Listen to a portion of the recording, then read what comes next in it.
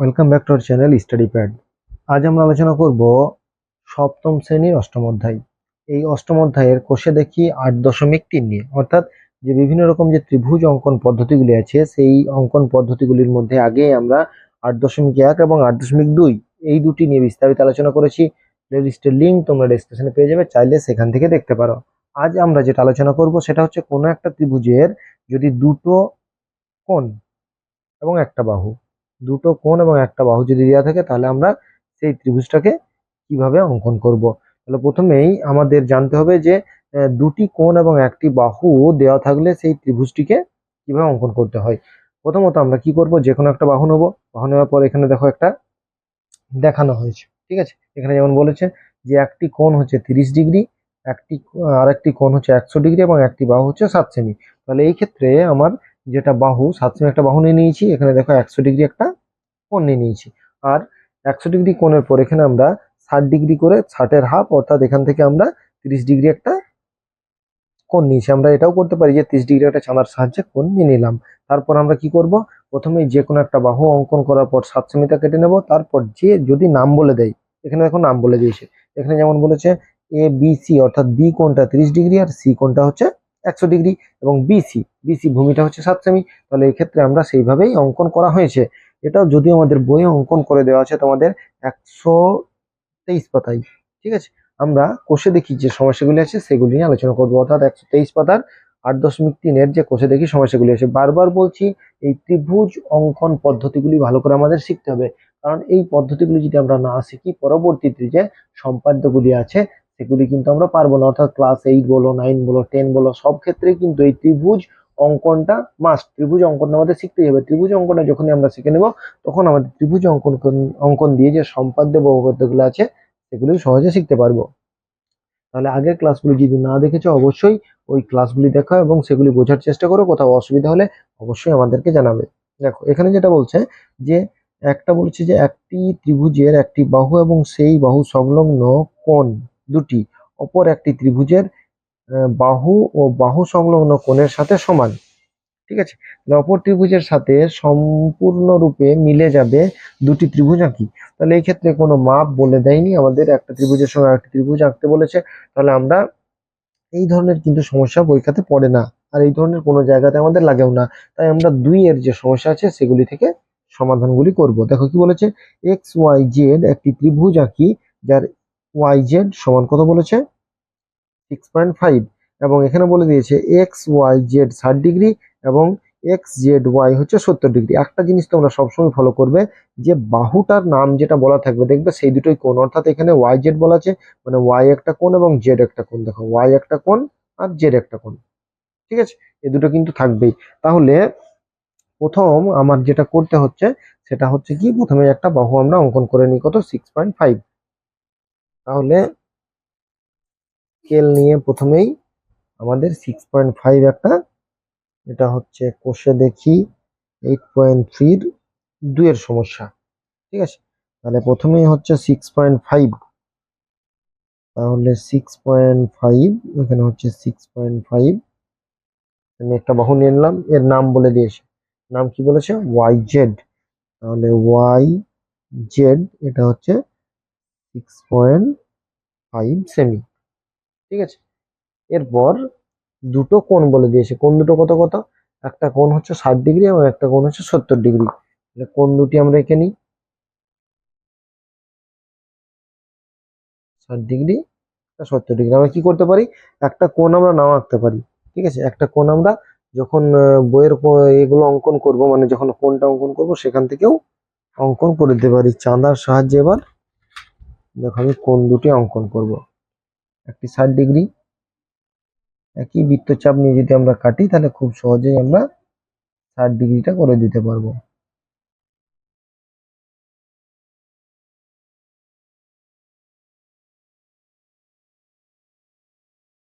দেখো 0 ডিগ্রি থেকে শুরু, তাই না। তাহলে প্রথমটা হচ্ছে 60 ডিগ্রি, তাহলে 60 ডিগ্রিতে একটা বিন্দু নিয়ে নিলাম। এরপর হচ্ছে 70 ডিগ্রি, আবার ঠিক একই রকম ভাবে এগুলো আমাদের সঠিকভাবে কিন্তু নিতে হবে। যখনই আমরা এগুলো নেব যেন সঠিক হয়। যেটা 0 ডিগ্রি থেকে পরিমাপ হচ্ছে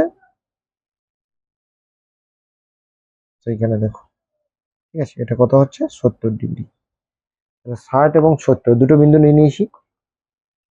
এটা আমরা চাঁদার সাহায্যে প্রথমে কোণটা অঙ্কন করব।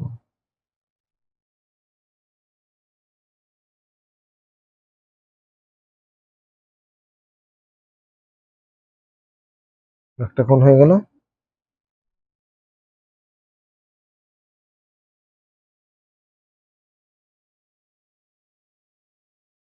একটা কোণ হয়ে গেল, ঠিক আছে।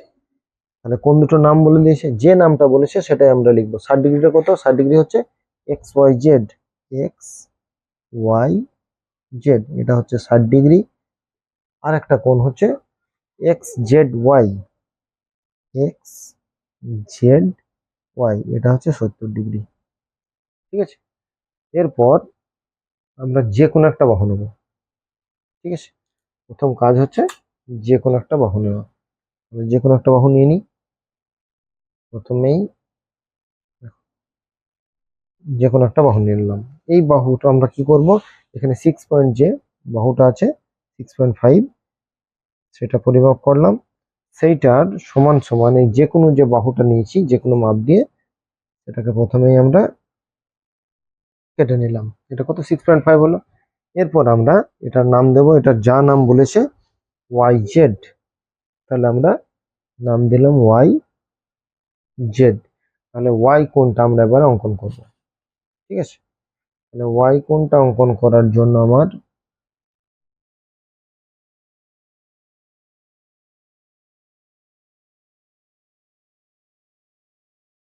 প্রথমে একটা বৃত্তচাপ,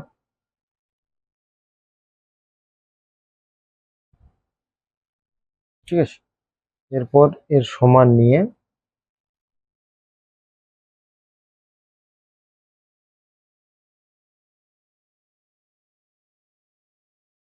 এবং 70 ডিগ্রি যে মাপটা আছে, ঠিক আছে, সেই মাপটা নিয়েই প্রথমে বৃত্তচাপটা অঙ্কন করে নিলাম। এরপর কোণটাকে আমাদের পরিমাপ করতে হবে, যেহেতু 70 ডিগ্রি আছে, এখানে 60 ডিগ্রি হলে একই বৃত্তচাপ হতো, এটা তো 60 ডিগ্রি নয়, তাহলে এটাকে আমার একটু কমরা করে নিতে হচ্ছে। দেখো 70 ডিগ্রি, ঠিক আবার সেখানেই বসালাম, অঙ্কন করলাম। এরপর আমরা কি করব, এই যে কোণ দুটো অঙ্কন করলাম সেই কোণ দুটোর যে সংযোগ রেখাটি হচ্ছে সেটিকে বর্ধিত করব। 70 ডিগ্রি বর্ধিত করলাম। এরপর দেখো 60 ডিগ্রিটা বর্ধিত করব।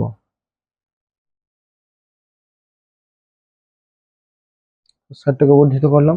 তাহলে এটার নাম কি হলো এক্স, ঠিক আছে, এক্স নাম দিলাম। তাহলে এই দুটো হয়ে গেল বর্ধিত অংশ, ঠিক আছে, এটাও বর্ধিত অংশ। এটার নাম আমি দিয়ে দিলাম, ধরে নাও পি, ঠিক আছে। তাহলে এটা কত 6.5 সেন্টিমিটার, এটা হচ্ছে 60 ডিগ্রি, এটা হচ্ছে 70 ডিগ্রি।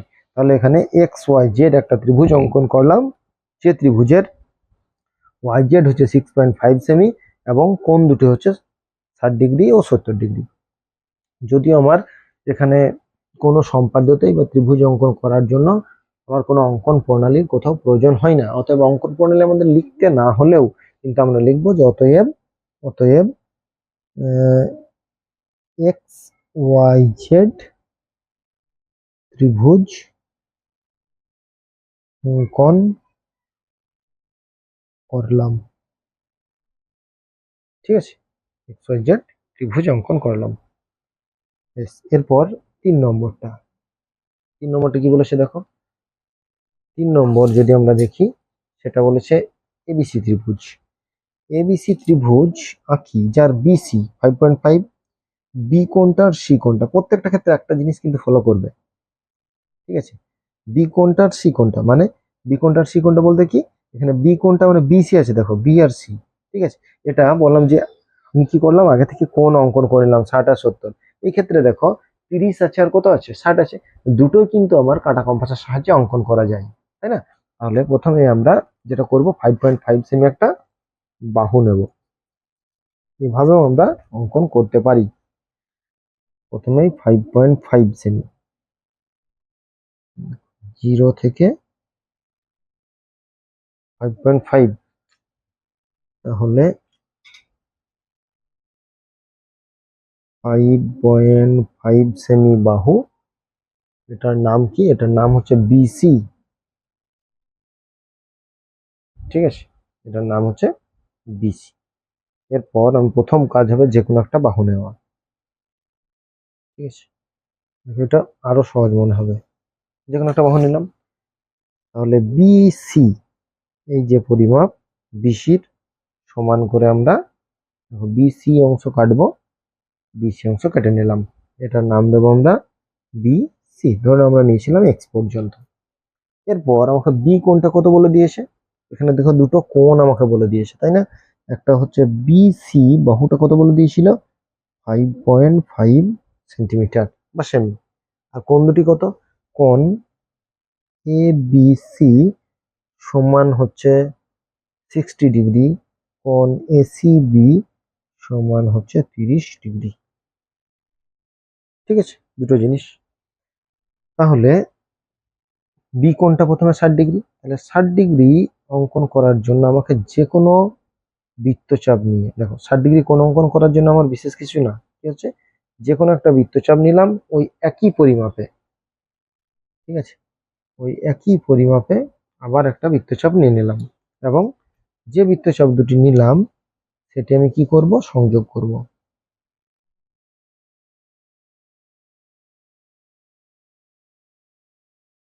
এটি সংযোগও করলাম, এটি 60 ডিগ্রি হয়ে গেল।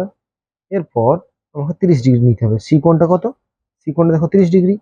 তাহলে প্রথমেই আমরা যে কোনো একটা বৃত্তচাপ, তারপর সেখান থেকে 60 ডিগ্রি বৃত্তচাপ, 7 ডিগ্রি বৃত্তচাপ যেমনি নিয়ে নিলাম, তাহলে ওই বিন্দু থেকে আমরা কি করবো, 60 ডিগ্রি সমদ্বিখণ্ডক। 60 ডিগ্রি সমদ্বিখণ্ডক মানে কত, 30 ডিগ্রি।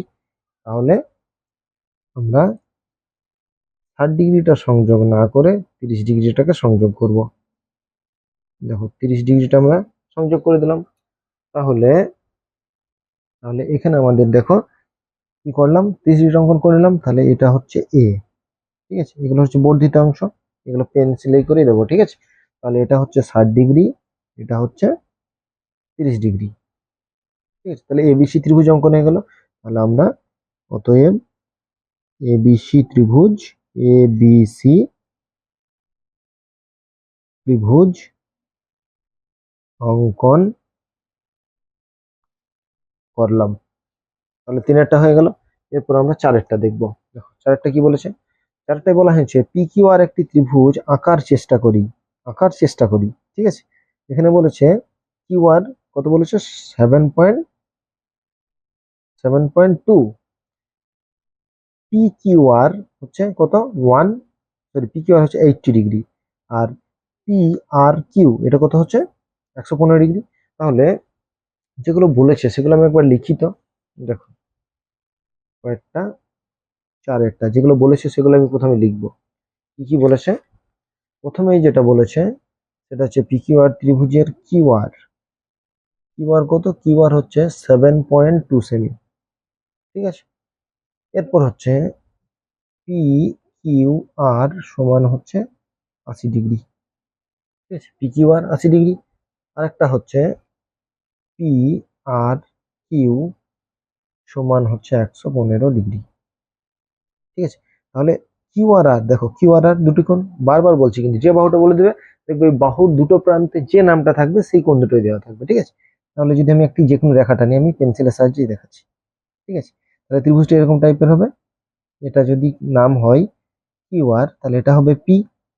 তাহলে একটা কোণ অর্থাৎ কিউ কোণটা, পি কিউ আর মানে এই কোণটা, আর পি আর কিউ মানে হচ্ছে এই কোণটা। এবার একটা হচ্ছে এই দুটো কোণ যোগ করো তো, এই দুটো কোণ যোগ করে দেখো 15 আর 80 কত, 95, তাহলে 195 কত হলো, 195। আচ্ছা ত্রিভুজের তিনটি কোণের সমষ্টি কত, 180 ডিগ্রি। তাহলে দুটো কোণেই যদি 195 হয়ে যায়, তাহলে সেটা কি ত্রিভুজ আঁকা সম্ভব হবে? কি ত্রিভুজ আঁকা সম্ভব হবে কি? কোনোদিনই হবে না। তখন ত্রিভুজটা কেমন হবে দেখো, 80 ডিগ্রি মানে এই বরাবর হবে, ধরো এই বরাবর হলো 80 ডিগ্রি, 90 এর একটু কাছাকাছি, আর 115 ডিগ্রি মানে এই দিকে বরাবর হবে, তাই না? তাহলে এটা কোনো সময়েই কি ছেদ করবে? কোনো সময়েই ছেদ করবে না। তাহলে ত্রিভুজ আঁকা সম্ভব হবে না। যদি দুটি ত্রিভুজের, তিনটি ত্রিভুজের সমষ্টি যদি 180 ডিগ্রি থেকে বেশি হয়ে যায়, তাহলে তো ত্রিভুজ আঁকা সম্ভব হবে না। তাহলে দুটোতে কিভাবে হতে পারে, তাই না? তাহলে আমরা প্রথমেই যখন অঙ্কটা পড়লাম, দেখবে আমি পড়লাম ওইভাবেই, এখানে বলেছে চেষ্টা করি। তাহলে ঠিক আছে, আমার যুক্তিটা হচ্ছে কি, যে যখন কিউ এবং আর দুটি কোণের সমষ্টি কত হচ্ছে? 195 ডিগ্রি, যেটা হচ্ছে 180 ডিগ্রি থেকে বড়। ত্রিভুজের তিনটি কোণের সমষ্টি তো 180 ডিগ্রি। তাহলে 180 ডিগ্রি থেকেই যদি বড় হয়ে যায়, তাহলে ত্রিভুজ আঁকা কোনোভাবেই সম্ভব নয়। তাহলে আমরা বলতে পারি যে পি কিউ আর ত্রিভুজ আঁকা সম্ভব নয়। ঠিক আছে, এই ত্রিভুজ গঠন না হলে কারণ খুঁজি। ঠিক আছে, তাহলে লিখবো যে পি কিউ আর ত্রিভুজ আঁকা সম্ভব নয়, কারণ এখানে লিখি যে তোমাদের যদি শর্ট কোশ্চেন পরীক্ষাতে দেয় সেটা কিভাবে লিখবে। ঠিক আছে, চারটা, যে পি কিউ আর ত্রিভুজ আঁকা সম্ভব নয়, কারণ কোণ পি কিউ আর সমান হচ্ছে 80 ডিগ্রি, এবং কোণ পি আর কিউ সমান হচ্ছে 115 ডিগ্রি। তাহলে 180 প্লাস 115, ঠিক আছে, লেস দেন কত? 180, সরি, গ্রেটার দেন 180। তাহলে কত হচ্ছে? 195 গ্রেটার দেন 180। 180 থেকে বড় হয়ে গেলে ত্রিভুজ আঁকা সম্ভব কি? ত্রিভুজ সম্ভব। তাহলে ত্রিভুজের দুটি কোণের সমষ্টি, কারণ লিখলাম, এবার লিখবো কারণ, তারপরে লিখবো কোণ পি কিউ আর ও কোণ পি আর কিউ এর সমষ্টি 195 ডিগ্রি। এটা হয়ে গেল। এরপর আমরা পাঁচেরটা দেখো। পাঁচেরটা বলেছে ডিইএফ একটি সমদ্বিবাহু ত্রিভুজ আঁকি। সমদ্বিবাহু, ইএফ বাহুর দৈর্ঘ্য বলে দিয়েছে। ইএ বাহুর দৈর্ঘ্য কত? 6.2। বাহু সংলগ্ন কোণ দুটির যোগফল 150 ডিগ্রি। বাহু সংলগ্ন কোণ, সমদ্বিবাহু ত্রিভুজ ডিইএফ। দেখো, এক্ষেত্রে একটু ক্যালকুলেশনের ব্যাপার আছে। ঠিক আছে, ডিইএফ সমদ্বিবাহু ত্রিভুজ। তাহলে প্রথম হচ্ছে ইএফ, ইএফ হচ্ছে 6.2 সেমি। ঠিক আছে, এবার সমকোণ সংলগ্ন, সরি সমদ্বিবাহু সংলগ্ন, ধরো সমদ্বিবাহু ত্রিভুজ এরকম টাইপের হবে। তো যদি এই বাহু দুটো সমান হয়, তাহলে কোণ দুটো সমান, আমরা জানি বাহু সমান হলে কোণও সমান হয়। কোণ দুটি কত বলেছে? তাহলে ইএফ যদি আমি এটা নাম দিই, তাহলে এটা হচ্ছে ডি। তাহলে এখানে ডি ই এফ সমান ডি এফ ই, এই দুটো সমান। আবার এদের সমষ্টি কত বলে দিয়েছে? সমষ্টি সমষ্টি বলে দিয়েছে কত? 180 ডিগ্রি। তাহলে এদের সমষ্টি যদি 180 ডিগ্রি হয়, সরি 100 ডিগ্রি হয়, তাহলে 100/2, তাহলে কত ডিগ্রি হবে? 50 ডিগ্রি করে। তাহলে এই কোণটাও 50 ডিগ্রি, এই কোণটাও 50 ডিগ্রি। বাকি কোণটা যা হলো সেটা আমার দেখার দরকার নাই। সমদ্বিবাহু ত্রিভুজ বলেছে, মানে দুটি বাহু সমান। আবার যে বাহুটা ভূমি, তার সংলগ্ন কোণগুলি বলে দিয়েছে, বাহু সংলগ্ন কোণ। তাহলে সমদ্বিবাহু ত্রিভুজ, এ বাহুর দৈর্ঘ্য এত এবং বাহু সংলগ্ন কোণ, হ্যাঁ ঠিক বলেছে, বাহু সংলগ্ন কোণ ইএফ সংলগ্ন দুটি কোণ। তাহলে আমরা এখানে কোনটা কোনটা সমান? ডিই সঙ্গে কে ডিএফ সমান, এই দুটো সমান। যেহেতু এই দুটো সমান, সেহেতু কোণ দুটো হচ্ছে 50 ডিগ্রি করে। তাহলে প্রথম কাজ হচ্ছে আমার একটা 50 ডিগ্রি কোণ অঙ্কন করা। ঠিক আছে, বা 100 ডিগ্রি এঁকে আমরা কি করতে পারি? সমান ভাগে ভাগ করে নিতে পারি, যা করবে সেটাই হবে। ঠিক আছে, এইভাবে লিখে নিলাম।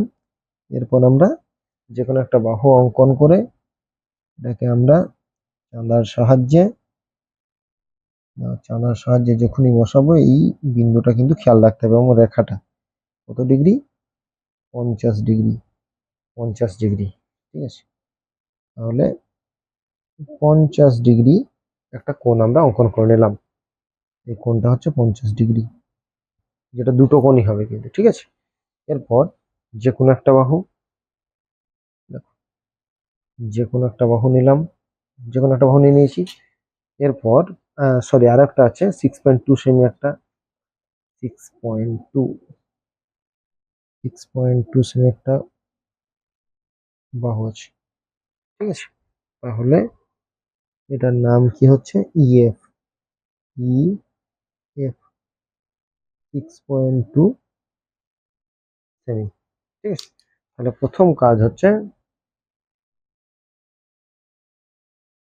6.2 সেমিটাকে মাপ নিয়ে কেটে নিলাম, ঠিক আছে। এটার নাম হচ্ছে ই এফ, এটা এক্স নাম দিয়ে দিলাম। এরপর হচ্ছে 50 ডিগ্রি করে, কোনটা কত ডিগ্রি করে, 50 ডিগ্রি করে। তাহলে আমার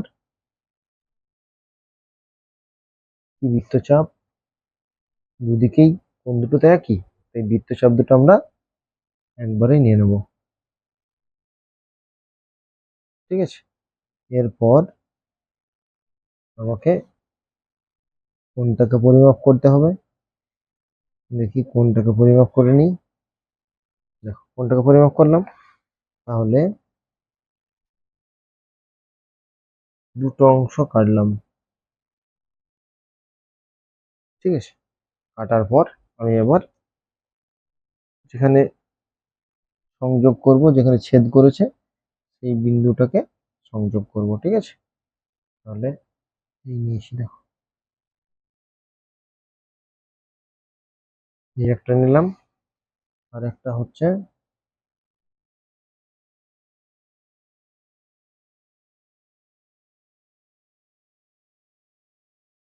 ঠিক আছে, এটার নাম আমরা দেবো ডি, ঠিক আছে। এই দুটো বর্ধিত বাহু, তাহলে এই দুটো কত করে, 50 ডিগ্রি, দুটো সমষ্টি 180 ডিগ্রি হচ্ছে, এই সরি 100 ডিগ্রি হচ্ছে। এবার দেখো এই বাহু দুটো সমান হবে। উম,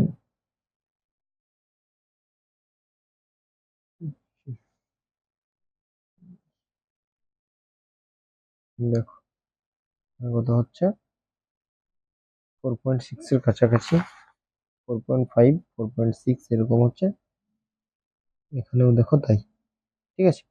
তাহলে দুটো ক্ষেত্রেই আমার কিন্তু বাহু দুটো সমান হয়েছে, ঠিক আছে। দুটো ক্ষেত্রে বাহু দুটো সমান হয়ে গেছে। তাহলে আমার এখানে সমদ্বিবাহু ত্রিভুজ অঙ্কন করা কিন্তু হয়ে গেছে, ঠিক আছে। তাহলে আমরা বলতে পারি যে ডি ই এফ একটি সমদ্বিবাহু ত্রিভুজ অঙ্কন করলাম, ঠিক আছে। যার বাহু সংলগ্ন কোণ দুটির সমষ্টি কত ডিগ্রি, 100 ডিগ্রি। তাহলে এখানে আমরা কি করলাম, 5 নম্বর যে সমস্যাটা ছিল, অর্থাৎ কোষে দেখি 8.3-এর যে সমস্যাগুলি ছিল, সবকটি সমস্যা কিন্তু আমরা সমাধান করলাম। প্রথমটা কোনো রকমের কিছু বলা ছিল না, তো এই ধরনের সমস্যা কোথাও পড়ে না, তার জন্য ওই সমস্যাটা নিয়ে কিন্তু আমরা বিশেষ আলোচনা করিনি। তাহলে এই যতগুলি আমরা করলাম, কি করলাম, এখানে যেটা করলাম যে দুটো কোণ এবং একটা বাহু যদি দেওয়া থাকে, তাহলে কিভাবে সেখানে ত্রিভুজ আঁকা সম্ভব, ঠিক আছে। সেটাই আমরা ত্রিভুজ অঙ্কন করলাম, তোমাদেরকে বোঝালাম। কোথাও যদি বুঝতে অসুবিধা হয় অবশ্যই আমাদেরকে জানাবে, আর আমাদের চ্যানেলে যদি নতুন হও অবশ্যই চ্যানেলটিকে সাবস্ক্রাইব করবে পরবর্তী ক্লাসগুলি পাওয়ার জন্য। প্রত্যেকটা ক্লাসের অঙ্ক নিয়ে আমরা বিস্তারিত আলোচনা করছি। যদি তোমাদের মনে হয় যে এইগুলি আমাদের আরো জানা দরকার আছে, বোঝা দরকার আছে, বা কোথাও আরো বিশেষ কিছু জানা প্রয়োজন আছে, কোনো বিষয়ে হয়তো তোমাদের জানার ইচ্ছা আছে, অবশ্যই আমাদের কমেন্ট করে জানাবে। আমরা সেই বিষয়ে আমাদের ক্লাস করিয়ে দেওয়ার চেষ্টা করব। আর এর পরবর্তীতে আমরা 8.4, অর্থাৎ 8.4-এ যে অঙ্কনগুলি আছে, ত্রিভুজ অঙ্কনগুলি আছে, যেমন সমকোণী ত্রিভুজ, ঠিক আছে, এই ধরনের সমকোণী ত্রিভুজ বা সমদ্বিবাহু ত্রিভুজ যে অঙ্কনগুলি আছে সেগুলি আমরা 8.4 নিয়ে পরবর্তীতে আলোচনা করব। তাহলে আমাদের 8 অধ্যায়টা শেষ হবে, অর্থাৎ ত্রিভুজ অঙ্কনের যে চ্যাপ্টারটা সেটা আমাদের শেষ হবে। এছাড়াও বারবার বলছি, তোমাদের কোনো অধ্যায় বা কোনো জ্যামিতি যদি তোমাদের বুঝতে অসুবিধা হয় অবশ্যই আমাদেরকে জানাবে, তাহলে সেটাও আমরা ক্লাস করে দেওয়ার চেষ্টা করব। আমাদের ক্লাস ভালো লেগে থাকলে অবশ্যই বন্ধুদের মধ্যে শেয়ার করবে যাতে তারাও উপকৃত হয়। আজ এই পর্যন্তই, পরবর্তী ক্লাস নিয়ে খুব শীঘ্র হাজির হবো। ততক্ষণ পর্যন্ত সকলকে ধন্যবাদ। সবার দিন শুভ হোক, ভালো থাকো, সুস্থ থাকো।